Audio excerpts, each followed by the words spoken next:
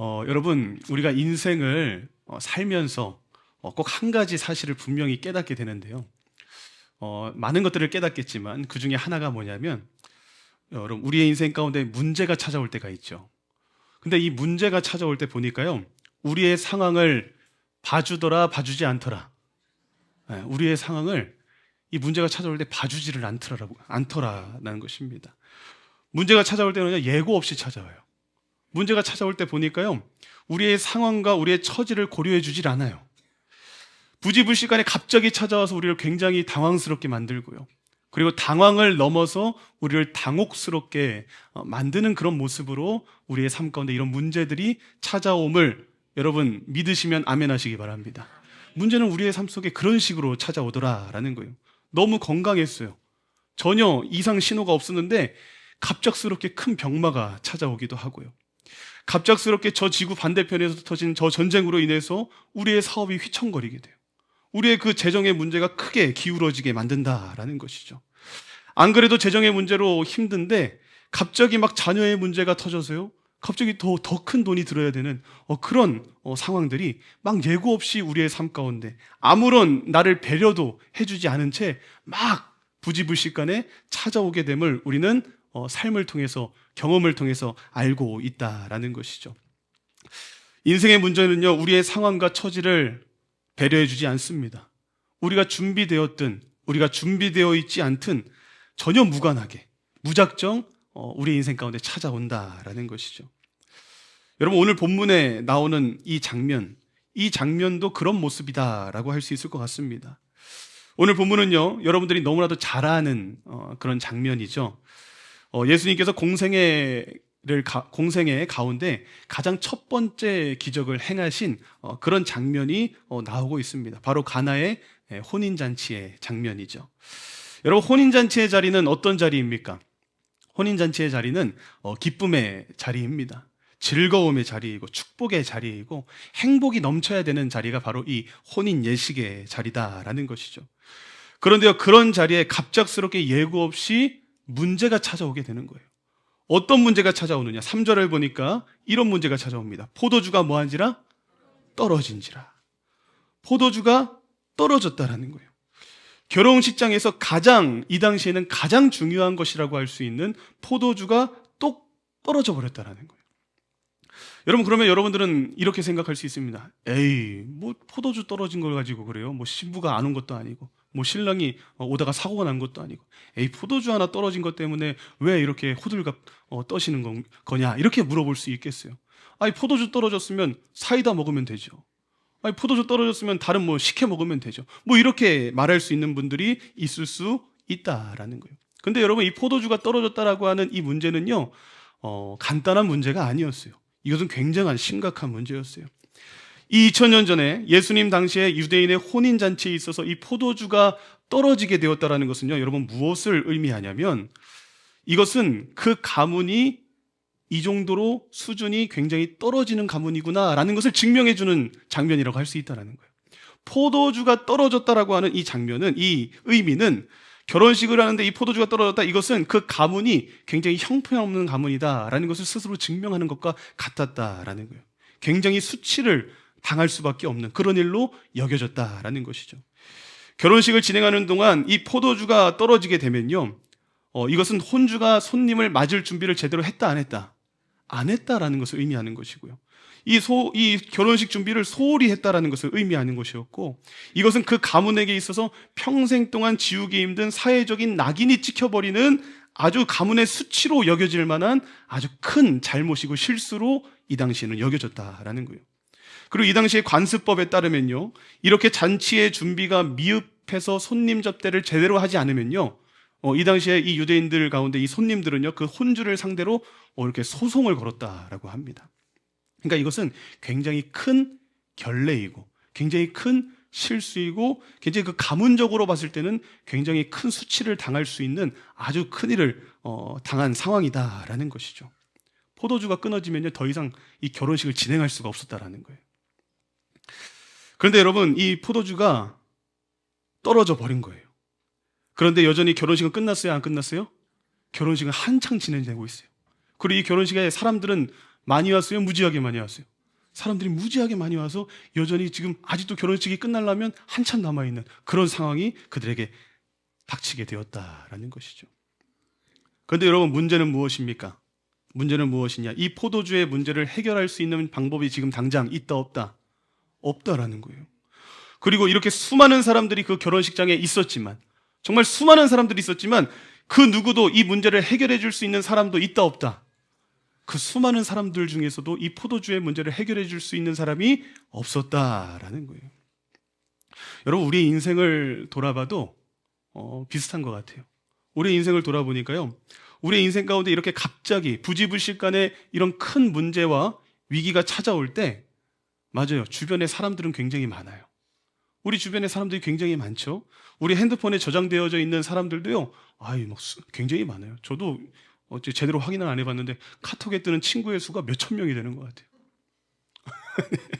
네, 그동안 교회를 이렇게 여러 군데를 거치다 보니까 자연스럽게 이 카톡에 있는 사람들의 수도 굉장히 많이 있더라라는 것이죠. 핸드폰에 저장되어 있는 수많은 사람들이 나에게 있어요. 그리고 평소에도요, 그렇게 가깝게 지내고, 그렇게 서로 의지하며 지내고, 평소에도 뭐든지 다 해줄 것처럼 관계를 맺고 지내는 그런 사람들이 여럿 우리 주변에는 있지만, 그런데 여러분 어떻습니까? 가만히 돌아보니까요, 우리 인생에 진짜 큰 문제가 찾아왔을 때, 우리 인생에 정말 큰 위기가 찾아오게 되었을 때, 우리 주변에 있는 그 많은 사람들은요, 우리의 문제를, 우리의 인생의 그 근본적인 문제를 해결해 줄 수 있더라 없더라? 없더라라는 거예요. 우리 인생에 문제가 찾아왔을 때 그것을 옆에서 약간의 영향은 줄 수 있을지 모르지만 그 인생의 문제를 온전히 해결해 줄 수 있는 사람은 우리 옆에는 없더라라는 것을 우리는 깨닫게 된다라는 것이죠. 지금 가나의 혼인잔치에서도 마찬가지입니다. 이 포도주라고 하는 큰 문제 앞에 수많은 사람들이 그 현장 속에 있었지만 아무도 그 문제를 해결해 줄 수 있는 사람은 그 장소에 없었다라는 거예요. 하지만 그럴 때 여러분, 누가 등장하십니까? 예수님이 등장하시는 거예요. 그 수많은 사람들 중에 아무도 그 문제를 해결할 수 없었는데 그 문제를 해결할 수 있는 유일한 분, 예수님께서 등장하시더라는 거예요. 예수님의 어머니 마리아는요, 이 문제를 알고, 포도주가 떨어졌다는 사실을 알고 그 문제를 가지고 누구에게 바로 찾아갑니까? 예수님에게 찾아갑니다. 그리고는 마리아는 그 문제를 예수님께 말한 다음에 그 현장에 있던 그 결혼식장을 돕고 있던 하인들에게 이렇게 당부합니다. 5절에 보니까 이렇게 말합니다. 그의 어머니가 하인들에게 이르되 너희에게 무슨 말씀을 하시든지 그대로 하라 하니라. 아멘. 마리아는요, 하인들에게 강하게 강조하며 당부합니다. 예수님께서 너희들에게 이제 어떤 말을 하든지 간에, 너희들에게 어떤 명령을 하든지 간에 너희들은 그대로 뭐하라? 그대로 하라. 그대로 행동하라. 무조건 그 말씀에 순종하라. 이렇게 당부하고 있더라는 거예요. 여러분, 이 포도주의 문제는요, 우리의 인생 가운데 찾아온 이 큰 문제들은요, 오직 그 근본적인 문제는 누구만 해결할 수 있습니까? 오직 예수님만 해결할 수 있는 줄로 믿으시길 주님으로 축복합니다. 그런데 여러분, 예수님은요, 가만히 보니까요, 이 성경을 보니까요, 아무에게나 막 그 기적을, 그 문제의 해결을 그냥 주시지는 않더라라는 거예요. 예수님이 그냥 아무에게나, 길 가는 사람 아무에게나 그냥 막 그렇게 기적을 행하시고 그냥 그 인생의 문제를 그냥 해결해 주시는 것이 아니라, 예수님은요, 어떻게 그 인생 가운데 역사하시고 하나님의 놀라운 기적의 역사를 보여주시느냐, 예수님을 알고 있는 자에게 그런 은혜를 주시는 것이 아니라, 그 예수님의 말씀을 듣는 자에게 그런 은혜를 주시는 것이 아니라, 자, 따라합니다. 예수님의 말씀에 순종하는 자, 예수님의 말씀에 순종하는 자의 삶 속에 예수님은 일하시고 그 인생의 문제를 해결해 주시고 그 삶 속에 기적의 역사를 허락해 주시는 줄로 믿으시길 주님의 이름으로 축복합니다. 예수님은요, 순종하는 자의 삶 속에 일하시더라는 거예요. 예수님은요, 순종하는 자리에서 역사하시더라라는 것이죠. 그런데 여러분, 지금 이 자리에 있는 우리 사랑하는 우리 동행하는 교회 모든 성도님들은 이 예수님을 다 아실 거라고 저는 믿습니다. 예수님 모르시지 않으시죠? 예수님이 어떤 분이신지 여러분 다 아실 거예요.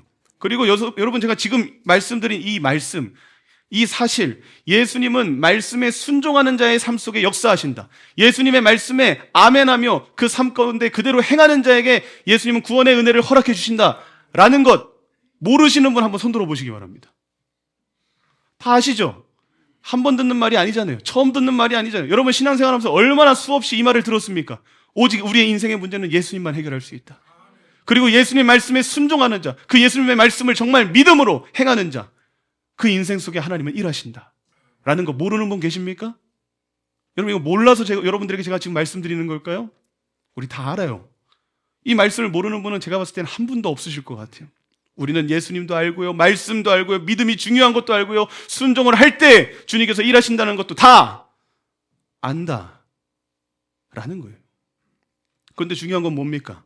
우린 다 아는데, 우리 수도 없이 들어서 너무나도 잘 알고 있는데, 예수님은 그럴 때 일하신다는 건 너무나도 잘 알고 있는데, 우리의 삶 속에서 그 예수님의 능력이 나타난다, 안 나타난다? 안 나타나는 게 문제라는 거예요. 모르는 게 문제가 아니라요, 아는데, 그 예수님을 우리가 분명히 알고 있고 맨날 우리가 입으로 고백하고 있는데 그 예수님을 우리의 삶 속에서 경험하지 못하고 있다는 게 우리의 문제라는 거예요. 그 예수님의 일하시는 그 역사가 우리의 삶 가운데 나타나질 않는다라는 거예요. 그렇다면 왜 우리는 주님의 능력을, 주님의 역사를 경험하지 못하는 것일까?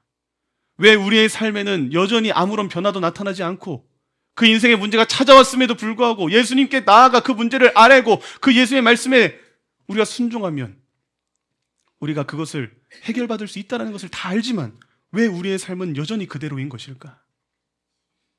왜입니까? 왜냐하면요, 여러분, 우리의 신앙의 모습이 다 어떤 모습이냐? 대부분이 어떤 모습이냐? 아는 것으로 멈춰 있다는 거예요. 우리의 신앙이 다 아는 것으로 멈춰 있는 모습이 너무나도 많이 있다는 거예요. 그저 예수님을 아는 것으로 만족하고 있고요, 그 예수님의 말씀을 들은 것으로 그냥 내가 할 일은 다 했다라고 생각을 하고요,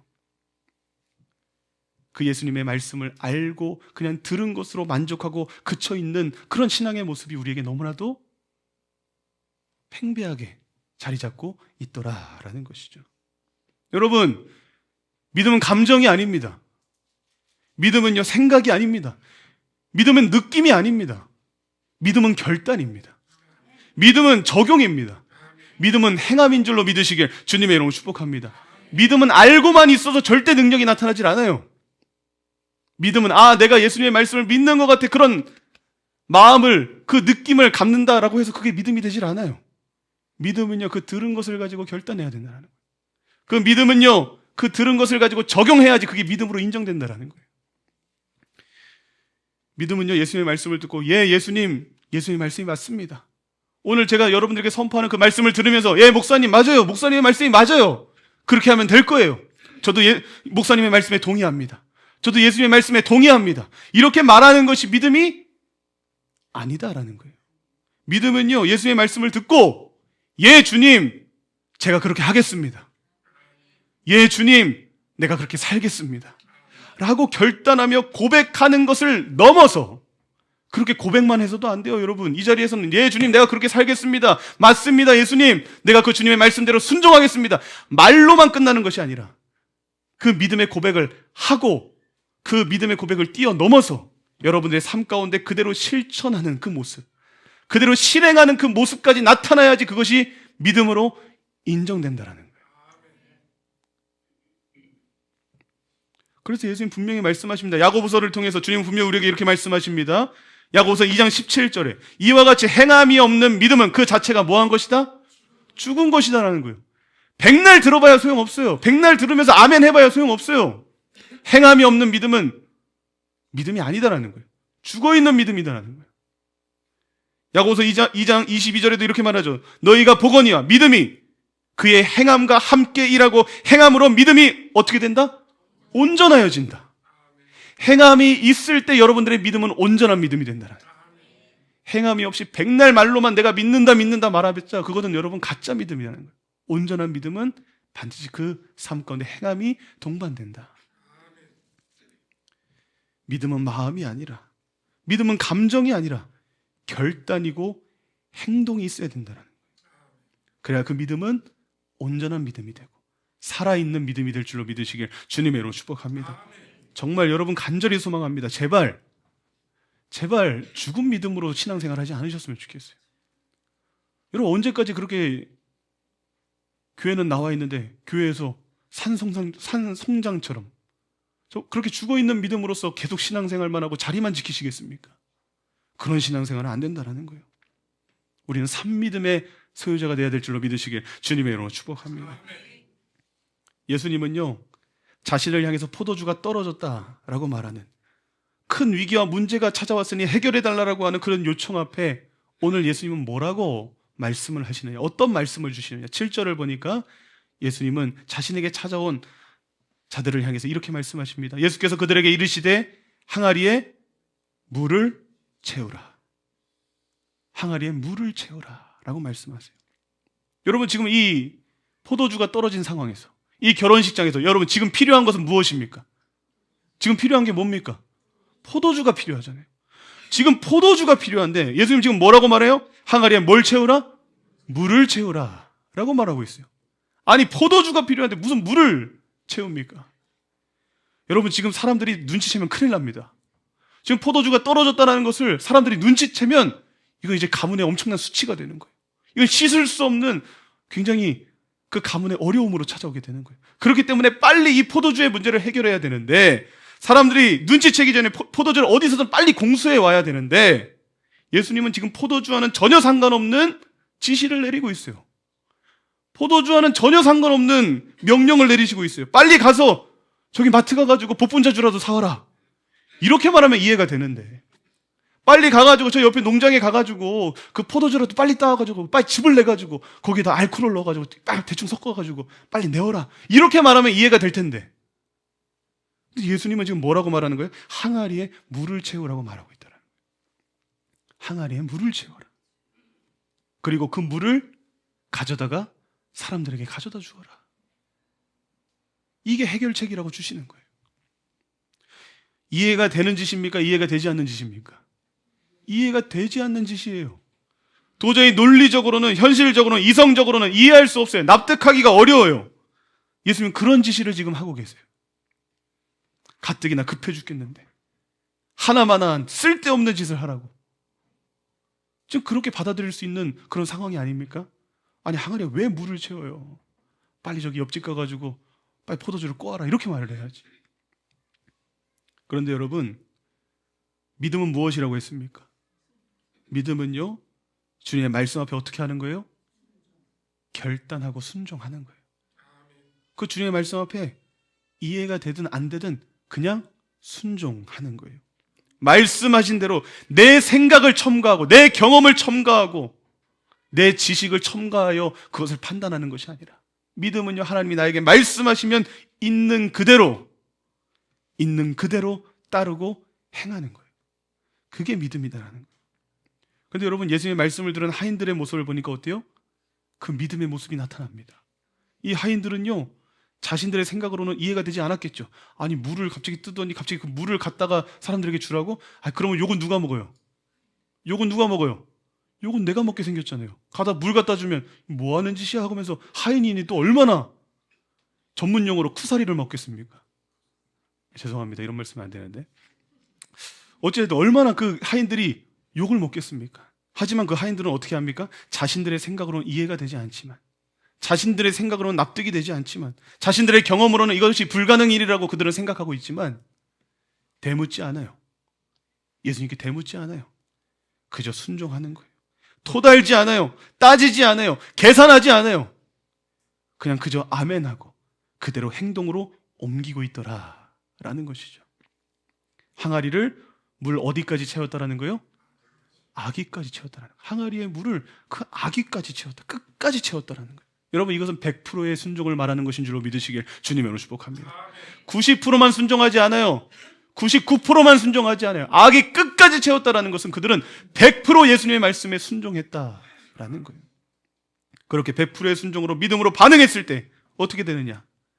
그때 비로소 예수님의 능력이 나타나기 시작하더라. 그 항아리 안에서 기적이 시작되고 있더라. 그리고 그 물에 담긴 항아리를, 그 물이 담긴 항아리 안에 그 물은 어떻게 변화되었다라고 말합니까? 10절에 보니까 이렇게 말하죠. 말하되 사람마다 먼저 좋은 포도주를 내고 취한 후에 낮은 것을 내고는, 그대는 지금까지 어떤 포도주? 좋은 포도주를 두었도다라고 말하고 있다는 거예요.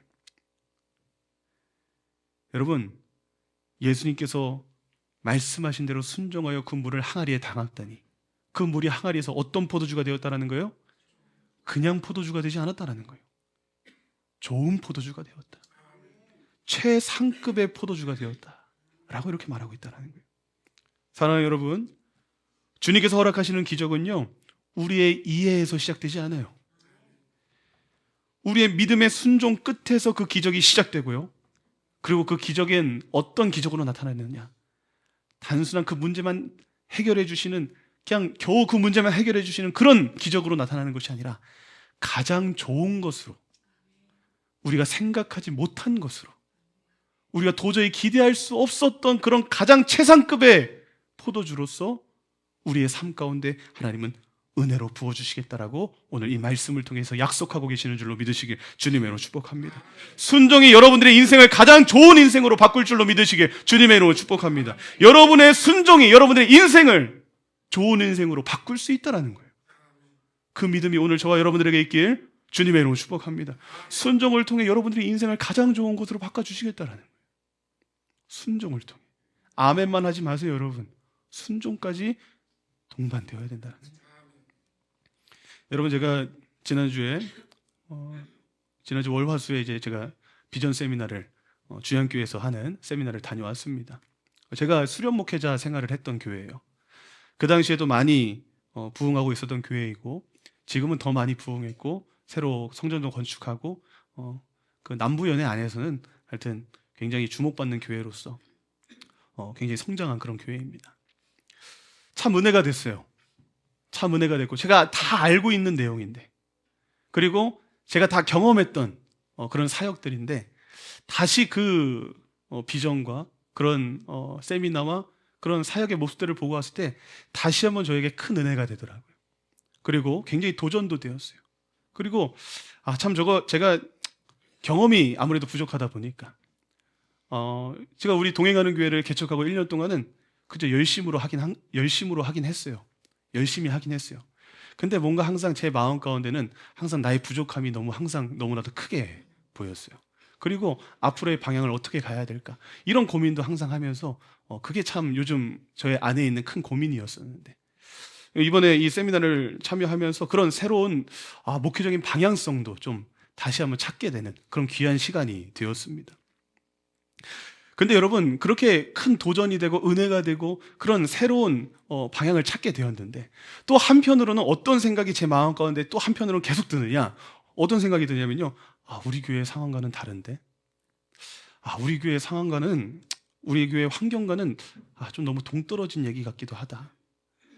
물론 저렇게 하면 좋을 것 같은데, 물론 저게 참 교회에 도움이 될 것 같고, 저렇게 하면 참 부흥이 될 수 있을 것 같은데, 한편으로는 또 어떤 생각이 드냐면, 저걸 우리 교회에 적용할 수 있을까?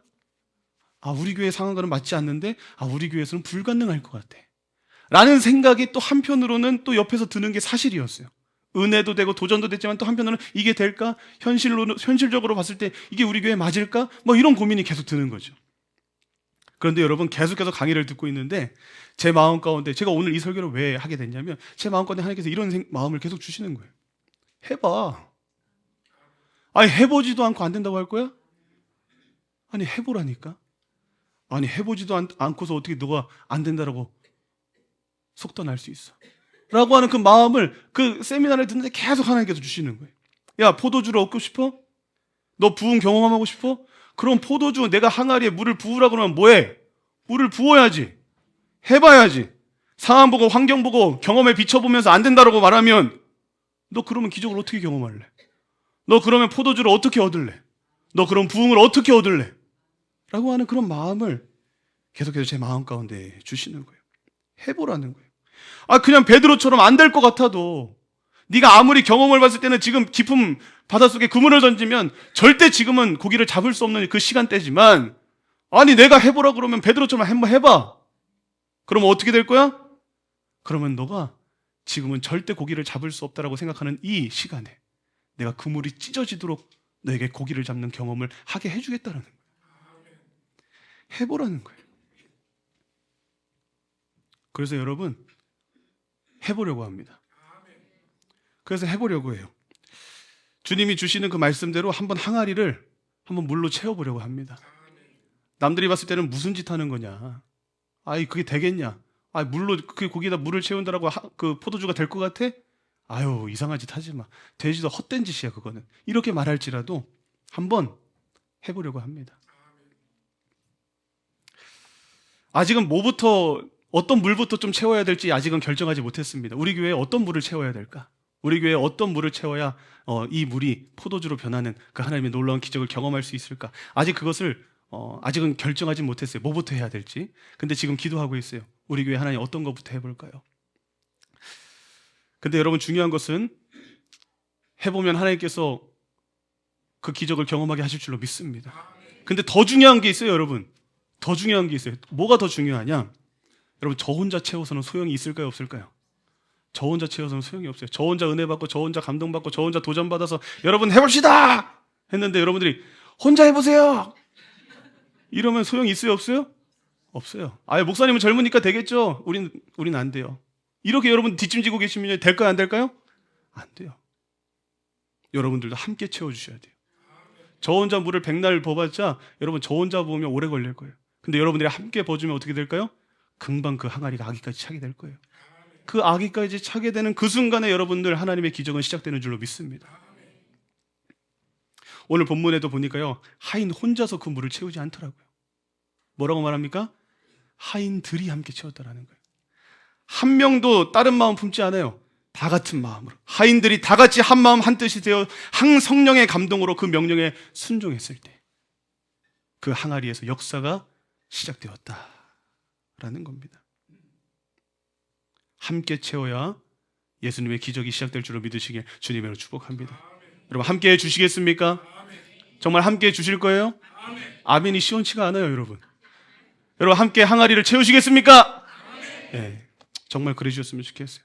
제가 목회를 이렇게 조금 하다 보니까요, 때때로 순간순간 느끼는 감정이 있어요. 때때로 순간순간 어떤 감정을 느끼냐면요, 외로움을 느껴요. 순간적으로 외로움이 찾아올 때가 있어요. 물론 여러분들이 저를 많이 사랑해 주셔요. 많이 사랑해 주시고 물론 함께 해주시고 너무 저에게 큰 힘이 되어 주십니다. 그런데도 불구하고 목회를 하다 보면 순간순간 외로움이라는 게 찾아오더라고요. 물론 하나님이 나와 함께 하시기도 하지만 순간순간 내 마음과는 좀 다른가?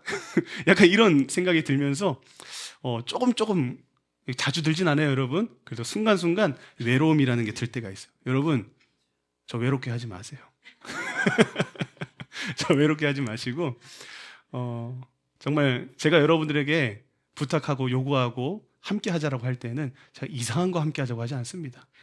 여러분, 우리 나가서 다 같이 노가다라도 함께 뛰어서 우리 건축헌금을 모읍시다 이렇게 하지 않을 겁니다.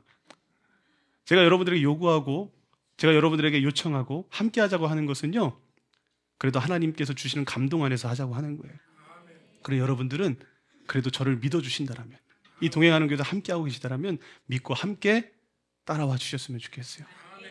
그러면 우리도 반드시 그 기적을, 주님께서 허락하신 그 부흥을 우리 교회를 통해 경험하게 될 줄로 믿으시길 주님의 이름으로 축복합니다. 기적은, 부흥은 주님의 말씀대로 항아리에 물을 채워보는 그 순종이 있을 때만 경험할 수 있는 것입니다. 여러분들의 삶도 마찬가지예요. 문제가 있으세요? 어려움이 있으세요? 기적이 필요하세요? 여러분, 문제를 붙잡지 마세요. 상황과 환경을 보고 판단하지 마세요. 사람을 의지하지 마세요. 예수님을 바라보세요.